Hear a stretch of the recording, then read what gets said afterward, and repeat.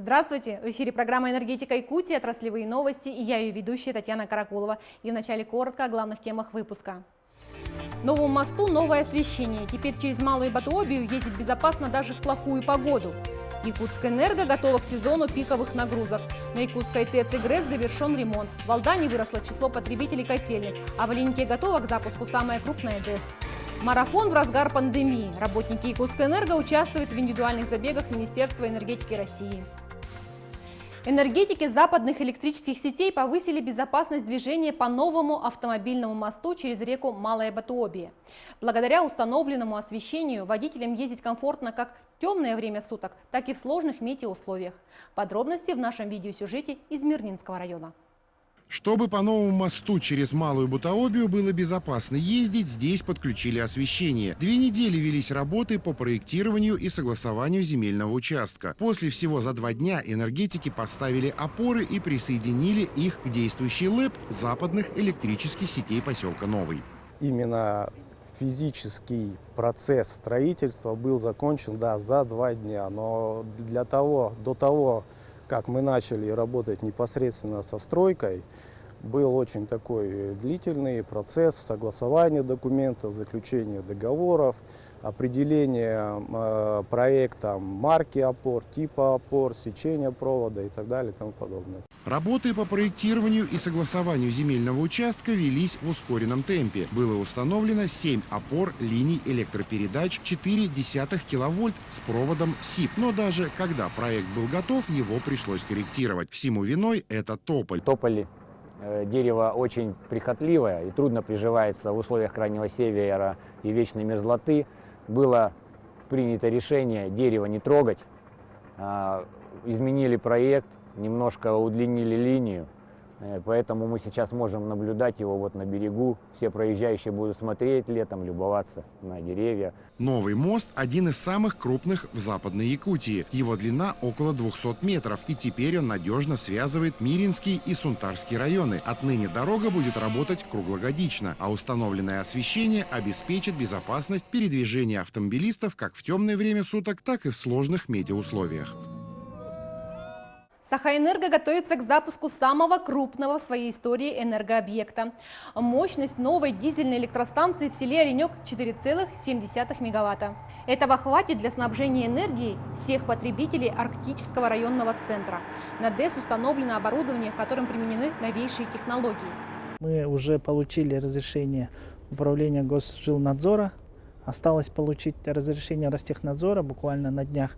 И мы уже будем рады всем сообщить, что мы запустим дизельную станцию мощностью 4,7 мегаватт в поселке Оленек. Самая новая станция, новейшие технологии. Станция состоит из производственного корпуса, склада дизельного топлива, модульной котельной и инженерных сетей.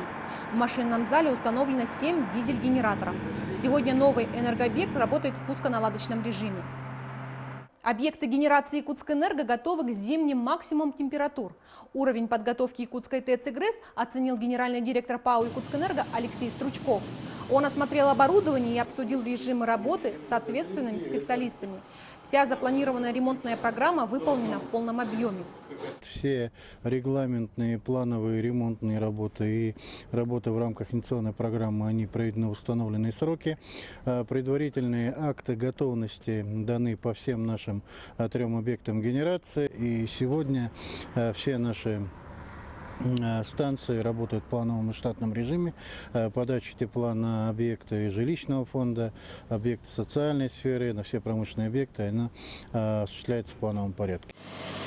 Кроме того, на предприятиях строго соблюдаются мероприятия по противодействию коронавирусной инфекции. Персонал обеспечен необходимыми средствами индивидуальной защиты и профилактики. А в дочернем обществе Якутскэнерго теплоэнергосервисе в разгаре отопительный сезон. Все котельные исправны и обеспечены необходимыми запасами топлива и запасных частей. О том, как подготовились к зиме в Алданском районе, репортаж нашего корреспондента. Это одна из самых крупных котельных в Якутии. Центральная отапливает большую часть города Алдана. Ровный гул насосов и жар от котлов означают, что на объекте все в порядке. Оборудование исправно, ведь летом была проведена большая ремонтная программа. Заменена конвейерная лента, поставлен новый грейфер, Самое главное, на третьем котле заменили полностью решетку. Почти работы произведены, да, начиная со звездочек, кончая всего приводной системы всей. Помимо основного оборудования выполнен ремонт крыши, теперь она больше не течет. Да и внутри стало уютнее благодаря побелке и покраске. Косметический ремонт впервые за долгие годы сделан и на другом крупном объекте – котельной АРМЗ. Когда-то она была самой проблемной, сегодня надежна. Все, что мы пишем, нам все дают, мы все делаем. Так что сейчас не должны нас лгать, а лгать нас не за что. Температурный режим мы выдерживаем, все, так что ничего. Особенность этой ремонтной кампании – сложная эпидемиологическая обстановка. Алдан – единственный город в Якутии, который был полностью закрыт на карантин. Но даже это не помешало вовремя начать и завершить подготовку к зиме. Все, что запланировано было, все это отремонтировано. Паспорта готовности по филиалу от глав мы получили по поселениям. Нынче наша инвестиционная программа, которая была в основном по Алдану, она вся была направлена на техприсоединение новых потребителей.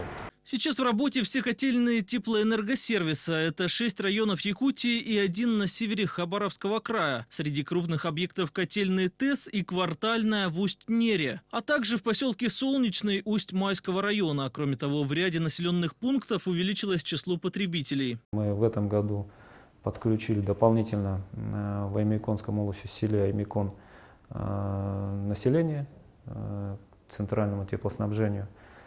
Такие же работы у нас запланированы и завершены в поселке Хатыстыр Алданского района. Ну и в следующем году и в последующие также запланированы эти работы в отдаленных населенных пунктах, там, где мы работаем. Чтобы уверенно войти в зиму, потребовалось почти 5 месяцев подготовительных работ. Среди них завоз топлива и запасных частей в отдаленные районы. С этой задачей теплоэнергетики также справились на 100%, чтобы работать без остановок до следующего лета. На крупных энергообъектах Якутскэнерго прошла всероссийская тренировка по гражданской обороне. В ходе учений проверена система связи и оповещения населения, а также отработаны действия сил и средств по ликвидации чрезвычайной ситуации. Пост традиционного и химического наблюдения Якутской ГРЭС укомплектован всем необходимым. Это у нас противогазы гражданские, фильтрующие ГП-7, респираторы и костюмы защитные Л1. Также во время тренировки дана оценка действиям личного состава Якутской ГРЭС-2. Учения прошли успешно. Задействованные силы слаженно справились с поставленными задачами по устранению последствий аварий. Работники Якутскэнерго принимают участие в онлайн-марафоне, организованном Министерством энергетики России. В условиях ограничений, связанных с пандемией, забеги проходят индивидуально. А результаты, считанные электронными гаджетами, передаются в Росгидро, где сформирована единая команда из числа работников. Специалист теплоэнергосервиса Алена Попова предпочитает бегать рано утром в парке города Якутска. Мы записаны туда от Росгидро, а с теплоэнергосервиса нас 2 человек. И мы бегаем в любое комфортное время, мы чисто на бег записаны. Там, в принципе, есть и ходьба, велосипед, лыжи, чисто такие виды спорта. И бегаю, когда получится. А вот ее коллега Прасковья Сафронова участвует в онлайн-марафоне, даже находясь в отпуске в Санкт-Петербурге. В сентябре ведущий инженер отдела эксплуатации ТЭС пробежала 42 километра в московском марафоне. Несмотря на то, что сейчас я в отпуске, тренировки никто не отменял. И сегодня у меня по плану тренировок 10 километров. Минэнерго России планирует регулярно проводить оценку спортивных достижений и поощрять лучших на отраслевых соревнованиях. Телепередача «Энергетика Якутии» стала лучшим пиар-проектом компании «Росгидро». Наша программа выходит каждый месяц с декабря 2018 года и за это время стала популярной среди широкого круга зрителей. Команда, работающая над передачей, постоянно ее совершенствует, чтобы сделать еще интереснее. Всего в конкурсе участвовало 75 проектов пресс-служб холдинга, где победа досталась «Энергетике Якутии». И на этом у меня все новости. До встречи в следующей программе «Энергетика Якутии».